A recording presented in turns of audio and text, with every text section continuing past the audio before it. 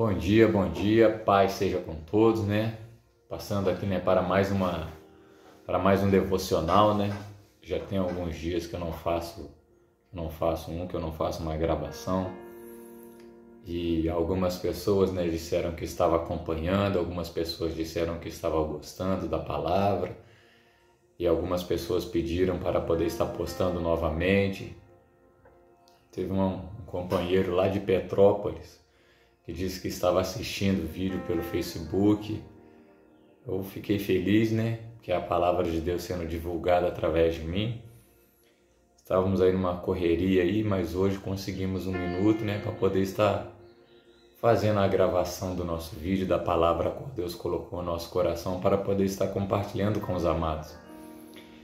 Ontem à noite, né? Quando eu falei para o Azaf, né? Pegar a Bíblia dele e ler antes dele dormir, falei, você vai lá, pega a sua Bíblia, lê um versículo.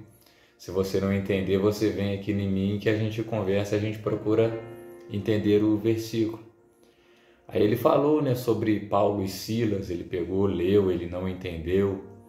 E ali eu fiz uma explicação dentro daquele único versículo que ele leu, porque a Bíblia dele é uma Bíblia para criança. Aí tem histórias ilustradas e ele leu, mas porém não entendeu. Ele ainda lê com uma certa dificuldade, criança ainda no período de aprendizado, embora ele já leia bem, mas algumas coisas ele ainda não consegue entender e compreender bem. Eu sentei com ele, expliquei a ele o que significava aquele versículo, e aquilo ficou na minha cabeça e eu fui procurar um pouco mais a fundo essa história na Bíblia, né, para que a gente pudesse estar compartilhando ela aqui hoje. A história que Deus colocou no meu coração para poder estar compartilhando com os amados, ela se encontra aqui no livro de Atos, no capítulo 16, e se inicia a partir do versículo 16. Então nós vamos estar efetuando a leitura do Atos, capítulo 16, do livro de Atos, capítulo 16, a partir do versículo 16, estaremos efetuando a leitura até o 34. São bastante versículos para estarmos lendo. Diz assim a palavra do nosso Deus. Aconteceu que, indo nós para o lugar de oração, nos saiu ao encontro uma jovem possessa de espírito adivinhador, a qual, adivinhando, dava grande lucro aos seus senhores. Seguindo a Paulo e a nós, clamava dizendo, estes homens são servos do Deus Altíssimo e vos anunciam o caminho da salvação. Isto se repetia por muitos dias. Então, Paulo, já indignado, voltando-se, disse ao Espírito, em nome de Jesus Cristo eu te mando, retira-te dela. E ele na mesma hora saiu. Vendo os seus senhores que se lhes desfizera a esperança do lucro, agarrando em Paulo e Silas o arrastaram para a praça, à presença das autoridades, e levando-os aos pretores, disseram, estes homens, sendo judeus, perturbam a nossa cidade, propagando costumes que não podemos receber nem praticar, porque somos romanos. Levantou-se a multidão unida contra eles, e os pretores, rasgando-lhe as vestes, mandaram açoitá-los com varas. E, depois de lhes derem muitos açoites, os lançaram no cárcere, ordenando ao carcereiro que os guardassem com toda segurança. Este, recebendo tal ordem, levou-os para o cárcere interior e lhes prendeu os pés no tronco. Por volta da meia-noite, Paulo e Silas oravam e cantavam louvores a Deus, e os demais companheiros de prisão escutavam. De repente, sobreveio tamanho terremoto, que sacudiu os alicerces da prisão. Abriram-se todas as portas e soltaram-se as cadeias de todos. O carcereiro despertou do sono e, vendo abertas as portas do cárcere, puxando a espada, ia suicidar-se, supondo que os presos estivessem fugindo. Mas Paulo bradou em alta voz, não te faças mal nenhum, porque todos aqui estamos. Então, o carcereiro, tendo pedido uma luz, entrou precipitadamente e, trêmulo, prostrou-se diante de Paulo e Silas. Depois, trazendo-os para fora, disse, Senhores, que devo fazer para que seja salvo? Responderam-lhe, crê no Senhor Jesus e serás salvo tu e tua casa. E lhe pregaram a palavra de Deus a todos os de sua casa. Naquela mesma hora da noite, cuidando deles, lavou-lhe os vergões dos açoites. A seguir, foi ele batizado e todos os seus. Então, levando-os para sua própria casa, lhes pôs à mesa, e com todos os seus, manifestava grande alegria por terem crido em Deus. Como nós vemos aqui, foi bastante versículos, que nós efetuamos a leitura aqui, mas eu creio que Deus vai fazer com que todos nós venhamos a compreender o que Ele tem para falar com todos nós, inclusive comigo. Meus amados, o texto que nós efetuamos a leitura inicia-se aqui no versículo 16. Mas é um texto que muito me chamou a atenção, porque a Bíblia vai dizer que Paulo e Silas, eles estavam em determinado lugar, indo para uma casa de oração, indo para um local específico, na qual eles iriam fazer uma oração. Só que, nesse período, surgiu uma menina que estava possessa de um espírito de adivinhação. Esse espírito de adivinhação, ao olhar Paulo e Silas, simplesmente começou a falar através daquela menina. Cadê aqui? Perdão. Aqui. Esses homens são servos do Deus Altíssimo e vos anunciam o caminho da salvação. O espírito de adivinhação que estava naquela menina ficou por alguns dias perseguindo Paulo e Silas, andando atrás de Paulo e Silas, falando exatamente isso. Aqui estão servos do Deus Altíssimo, eles vos anunciam o caminho da salvação. Aqui estão os grandes homens de Deus, eles estão pregando a palavra que salva, a palavra que transforma, a palavra que liberta. E ficou assim no decorrer de alguns dias. Só que em dado momento, Paulo se irritou com isso. O texto é bem claro. Aqui no versículo 17 está dizendo que a menina seguia Paulo e Silas por alguns dias. E isso, no versículo 18 diz, e isso se repetia por muitos dias. Então Paulo, já indignado, voltando-se, disse ao Espírito, em nome de Jesus Cristo, eu te mando, retira-te dela. Paulo expulsa aquele espírito de adivinhação que estava naquela menina. Só que uma coisa muito interessante, essa menina, ela tinha um senhor, ela tinha alguns senhores, ela era uma serva, ela era uma escrava. E esse espírito de adivinhação que tinha nela fazia com que eles lucravam. Porque aqui, olha só o que diz o versículo 16. Aconteceu que indo nós para o lugar de oração, nos saiu ao encontro uma jovem possessa de espírito adivinhador, a qual, adivinhando, dava grande lucro aos seus senhores. Ou seja, então essa menina que estava possessa de um espírito de adivinhação, vamos entender que ela era uma escrava, ela tinha donos, e através desse espírito de adivinhação que estava nela, esses senhores lucravam, eles tinham lucro financeiro. Só que quando Paulo expulsa esse espírito da menina, inicia-se um problema para eles, porque a fonte de renda, a fonte de lucro que eles tinham foi perdida. Se o espírito não está mais na menina, eles não poderiam mais cobrar pelos serviços dela. Aqui o deixa bem claro, a partir do versículo 19. Vendo os seus senhores que se lhes fizera a esperança de lucro, ou seja, ali onde eles lucravam não tinha mais como isso acontecer, agarraram a Paulo e Silas e os arrastaram para a praça, à presença das autoridades. E levando-os aos pretores, os pretores daquela época, que aqui cita, eram os magistrados. E quem eram os magistrados? Eram as autoridades públicas. Eles eram autoridades que tinham poder legislativo, vamos assim dizer. E o texto continua dizendo, levando aos pretores, aos magistrados, disseram, estes homens, sendo judeus, perturbam a nossa cidade, propagando costumes que não podemos receber, certo? E nem praticar, porque somos romanos. Olha só que interessante. Aí o texto continua dizendo, levantou-se grande multidão contra Paulo e Silas. Os pretores daquela época, os legisladores, os magistrados, o texto diz aqui no versículo 22, que eles rasgaram as suas vestes, e eles, por serem homens com autoridades, o que eles fizeram?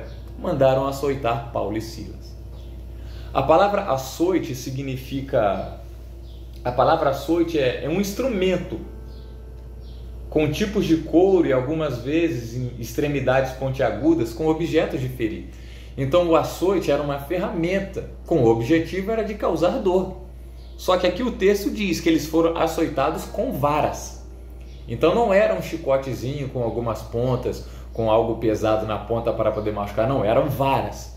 E o texto vai dizer que Paulo e Silas tomaram uma surra muito forte, muito grande. Após eles tomarem essa surra, o texto vai dizer que eles foram presos, que eles foram ordenados a serem presos. Estamos aqui no versículo 23. E depois de lhes derem muitos açoites, os lançaram no cárcere.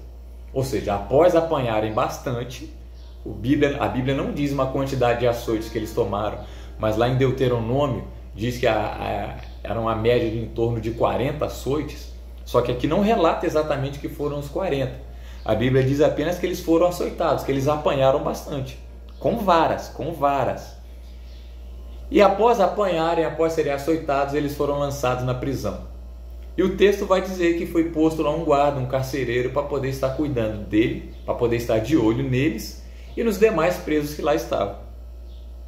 E o texto, versículo 24, este, recebendo tal ordem, levou-os para o cárcere interior e lhes prendeu os pés no tronco. Ou seja, então aqui a gente já vê que após Paulo expulsar um espírito de uma menina, as pessoas que lucravam com aquilo perseguiram eles, levaram eles até os legisladores da época. Os legisladores ordenaram que eles fossem açoitados, que eles apanhassem e fossem presos. Após eles serem presos, eles ainda foram amarrados nos pés e no tronco. Já viu aqueles desenhos antigos que pegava aquela bola de ferro acorrentada e prendia nos pés? Foi exatamente isso que aconteceu com Paulo e Silas. Mas olha só que interessante, diz aqui o versículo 25. Por volta da meia-noite, Paulo e Silas oravam e cantavam louvores a Deus. Olha só que interessante, irmãos. Olha que realidade distinta. Olha que coração esses dois homens tinham. Apesar de estarem fazendo a obra de Deus, apesar de não terem tido um bom reconhecimento por causa disso, foram extremamente agredidos, açoitados, foram presos injustamente e lá, perto de meia-noite, ainda sentindo muita dor física, porque eles tomaram uma surra física muito forte. Ainda assim, sentindo muita dor física, com seu corpo todo marcado, talvez ensanguentado, esses dois homens, perto de meia-noite, começaram a louvar e entoar canções a Deus. Eles começaram a orar, porque o texto diz, por volta da meia-noite, versículo 25, Paulo e Silas oravam e cantavam. Olha só que interessante, irmãos. O que a gente aprende com isso aqui? É muito lindo a gente chegar aqui e falar, nada cala um adorador. Irmãos, mas isso é um verdadeiro adorador. O verdadeiro adorador é aquele que tem um verdadeiro compromisso com Deus, que ora, que jejua, que se consagra. O verdadeiro adorador é aquele que passa a perseguição, independente da qual seja, e continua adorando a Deus. Jó era um verdadeiro adorador. Paulo e Silas eram um exemplo de verdadeiros adoradores. Jó perdeu tudo o que tinha. Deus me deu, Deus tomou, bendito seja o nome do Senhor. Vamos querer receber da parte de Deus apenas os bens, o mal não?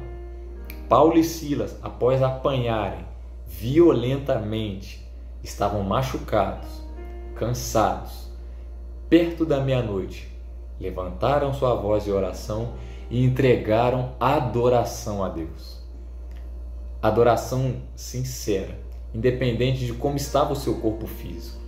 Aqui a gente aprende que o homem de Deus, o verdadeiro cristão, quando está com o seu coração inclinado a Deus, ele vai adorar a Deus, estando numa situação boa, estando numa situação ruim. Irmãos, isso é o verdadeiro cristão. Verdadeiro cristão que às vezes eu não sou, às vezes talvez você que está me ouvindo não é. Vamos ser bem francos, às vezes a gente deixa de ir no culto por causa de uma dor de cabeça. Às vezes a gente inventa desculpa para não ir para o culto. Às vezes a gente inventa desculpa para não fazer alguma coisa, para não falar, para não orar. Eu estou cansado. Eu comecei a ler a Bíblia, mas eu dormi. Essa é uma triste realidade nossa. O verdadeiro adorador não inventa desculpa. O verdadeiro adorador, ele agradece a Deus, independente da situação que esteja, mesmo que esteja doendo nele. E é o que estava acontecendo aqui, ó. Paulo e Silas haviam apanhado uma boa parte do dia. Estavam ali, próximo da meia-noite, com o corpo machucado, talvez sangrando, mas ainda assim, levantaram sua voz em oração e começaram a louvar a Deus dentro da prisão.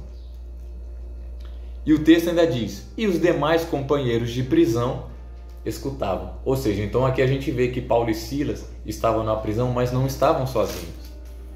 Agora vem uma parte inusitada. Olha só que interessante. Paulo e Silas estavam ali orando e louvando a Deus.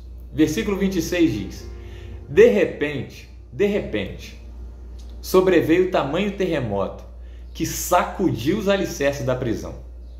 Abriram-se todas as portas e soltaram as cadeias de todos. Olha só que interessante. Após a oração de Paulo e Silas, após o louvor de Paulo e Silas, aconteceu um terremoto. Sobreveio tamanho terremoto. Não era um terremoto pequeno, não era um terremoto simples, era um terremoto grande. A ponto de que fizeram com que todas as colunas da prisão, os alicerces daquela prisão, sacudissem de uma maneira tremenda. E após isso, todas as cadeias, todas as correntes, todas as portas daquelas cadeias foram abertas. Todas, independente da quantidade que tinha. Todas foram abertas. Mas olha só que interessante. Versículo 27 vai dizer, o carcereiro despertou do sono. Imagina o sono que esse homem tinha. Aconteceu um terremoto. Irmão, terremoto, a terra sacode, faz barulho, a coluna sacudia. Imagine barulho de ferro sendo ferro estalando.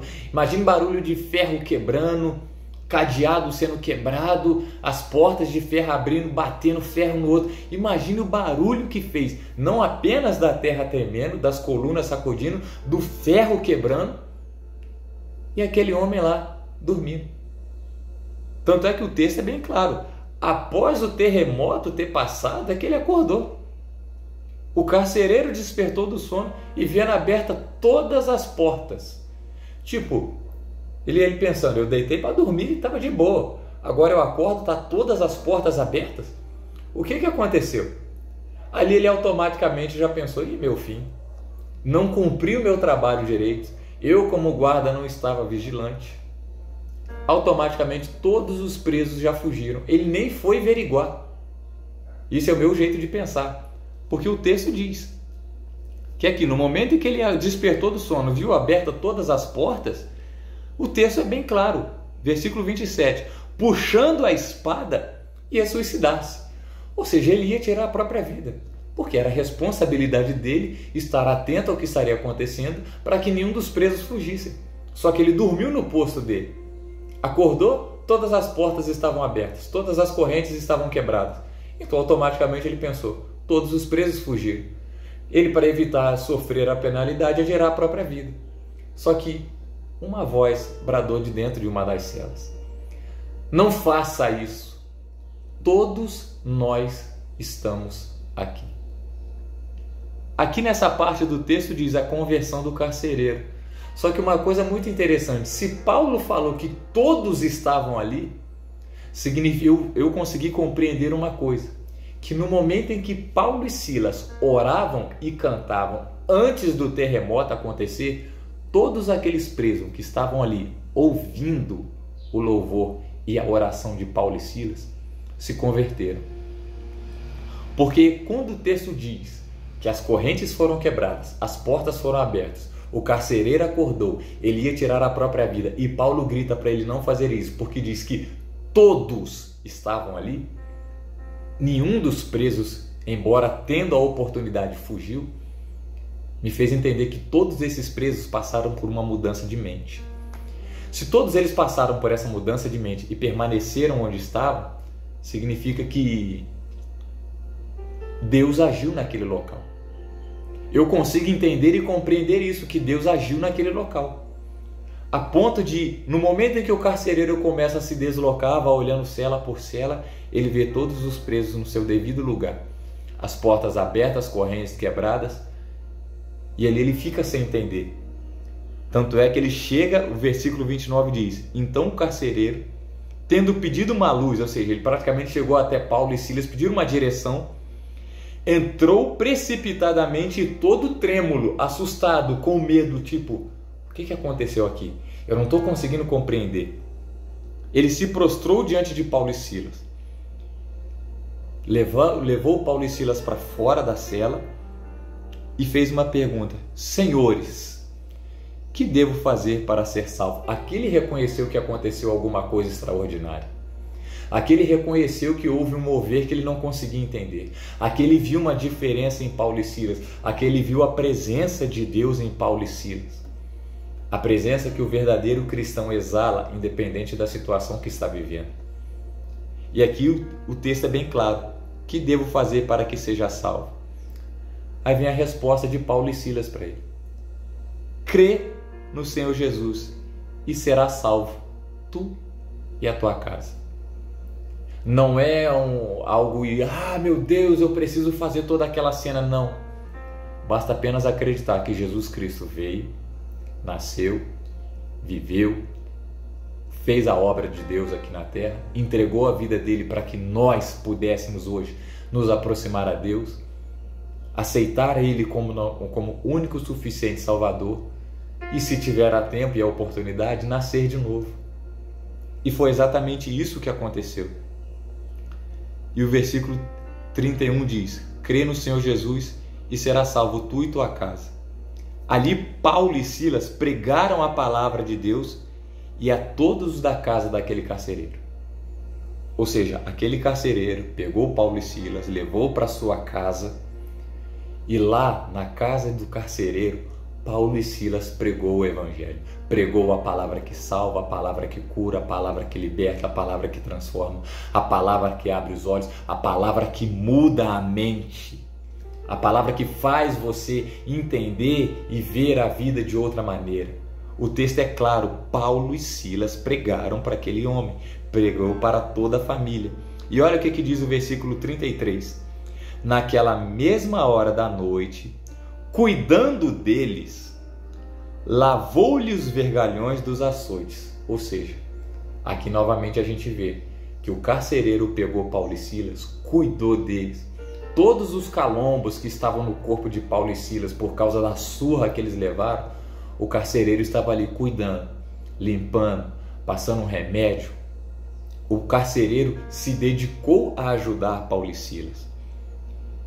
Então o texto continua dizendo: a seguir foi ele batizado e todos os seus. Ou seja, após o carcereiro ver o milagre que foi feito, o milagre que aconteceu, após ele receber a palavra de Paulo e Silas, ele levou Paulo e Silas para sua casa, cuidou deles, cuidou dos ferimentos deles, aceitou a palavra de salvação, foi batizado. E a palavra de salvação através de Paulo e Silas Paulo batizou não apenas aquele homem, mas também toda a sua família, todos eles, porque aqui no final do versículo 33 diz: a seguir foi ele batizado e todos os seus. Então, levando-os para a sua própria casa, lhes pôs à mesa, e com todos os seus manifestava grande alegria em terem crido a Deus. Aqui a gente viu um milagre extraordinário e sensacional que aconteceu. Toda uma família foi salva. Toda uma casa foi salva. Por quê? Porque dois homens, após terem apanhado muito durante o dia, tendo a oportunidade de fugir, não fizeram isso. Permaneceram fiéis a Deus, permaneceram fiéis às leis, e Deus honrou. Irmãos, o que a gente aprende com isso? A situação está ruim, a situação está difícil. Você vai ter dias maus, eu vou ter dias maus, vamos ter dias de perseguições, vamos ter dias que as pessoas vão falar contra nós, vão se levantar contra nós, vão querer nos agredir, mas vamos procurar aprender a ser um verdadeiro adorador. O verdadeiro adorador é aquele que, independente da situação que esteja, não paga na mesma moeda. Me mostra aqui em qual parte da Bíblia a gente vê Jesus agredindo alguém. A gente vê Jesus xingando alguém, como às vezes nós fazemos quando nos irritamos. Me mostra onde está escrito aqui na Bíblia que Jesus Cristo pagou o mal com o mal. Me mostra onde está escrito aqui na Bíblia que Jesus Cristo desonrou alguém. Me mostra onde está escrito aqui na Bíblia que Jesus Cristo deu mau testemunho. Me mostra onde está escrito aqui na Bíblia que Jesus Cristo fez mal a alguém. Coisa que nós, como ser humano, por não saber controlar a nossa carne, as nossas emoções, às vezes fazemos, mesmo sendo cristãos, conhecedores da palavra. E aqui o texto é bem claro.